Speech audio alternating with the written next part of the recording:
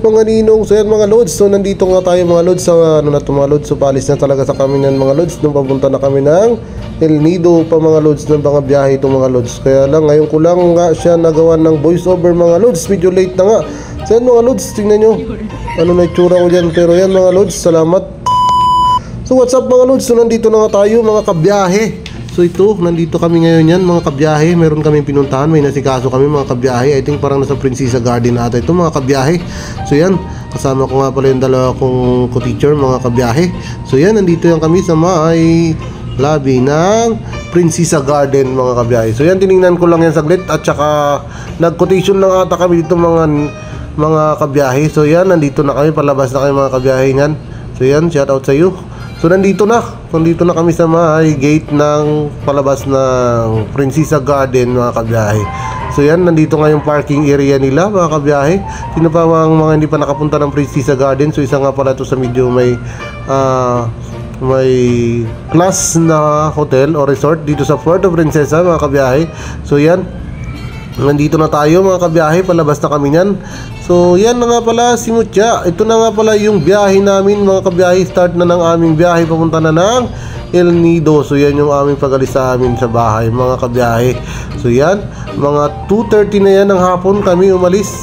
So nandito na kami niyan sa may Alta Homes, palabas na ng highway ng San Jose mga lods or mga kabiyahe. So yan, since busy naman yung ibang mga ano niya nung time na yan, kasi nga yan ay holiday season, pero busy yung iba sa paghanda, marami sila activities. So kami naman ay mas pinabuti naming magbiyahe na lang mga kabiyahe papunta ng norte part ng Palawan sa mga kabiyahe. So yan mga kabiyahe, so patuloy lang yung aming biyahe niyan habang medyo maulan, pero sabi ko nga okay lang, sanay na rin kami na magbiyahe ng ganyan mga lods o mga kabiyahe. So yan mga kabiyahe, so nandito na yan kami sa may Tagburos area mga kabiyahe. So yan, so parting kaliwa niyan mga kabiyahe, tingnan nyo diba.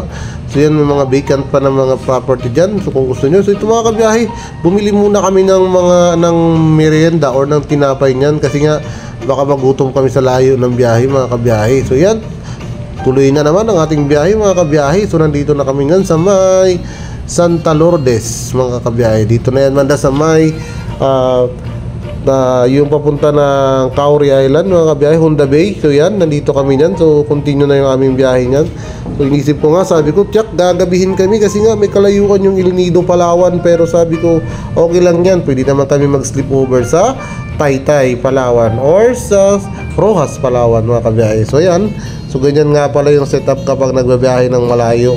So kailangan presence of mind, then talagang handa yung katawan mo kahit na anong pagod kakayanin mo, hindi ka antukin kasi nga yan, napakahirap. So ito na nga mga kabiyahe, dito na yan kami, paalis na kami na ng Santa Lourdes. So yan, another take na naman. So yan, si Gian nga pala yan mga kabiyahe yung nagbibideo niyan. So yan mga kabiyahe, ito nga pala si Mrs. na habang nagbibiyahe kami. So yan, kami sa loob ng car mga kabiyahe habang nagbibiyahe kami.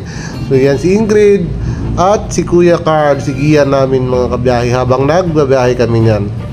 Ngayon mga kabiyahe, nandito na kami niyan sa may palampas na ng Santa Lourdes mga kabiyahe. So yan, so ganyan nga pala yan mga kabiyahe yung setup namin kapag nagbibiyahe mga kabiyahe. So yan, ako nga pala ito mga kabiyahe habang nagdadrive mga kabiyahe. So ganyan talaga yan, so kailangan nakapokus ka lang sa daan. Actually mga kabiyahe, hindi naman mabilis yung takbo namin, katamtaman lang naman yan, tamang tama lang na. Tingnan nyo mga kabiyahe, talagang halatang bagong katatapos lang ng ulan kasi may mga tubig pa na naiiwan sa tabi ng mga kalsada mga kabiyahe. Pero sabi ko nga, hindi namin pwede palagpasin, sayang kasi yung vacation. So yan mga kabiyahe, may mga bikers pa nga mga kabiyahe oh. So yan din yung kanilang mga trip. So yung trip nila is bike. So katatapos na ng ulan, bike sila, magpapawis lang yan mga kabiyahe. So ito mga kabiyahe, isang magandang spot. Marami nga palang nagpipicture taking dito. And take note of that mga kabiyahe, nakaraan lang mayroon isang na-overshoot dyan na sasakyan. Siguro nakatulog siguro yung driver. So yan, medyo malalim kasi yan mga kabiyahe, para siyang bangin.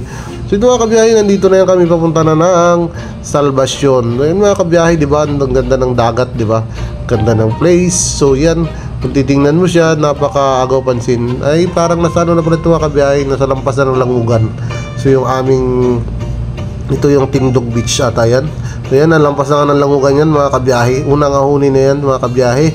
So yan, nandito na kami mga kabiyahe sa may lampas na ng Langugan. So mga kabiyahe, maraming salamat kung narating mo ang dulo ng video ito. Maraming salamat sa pag-support at sa laging panonood ng aming mga video. Mahal na mahal po namin kayo mga kabiyahe. Bye bye.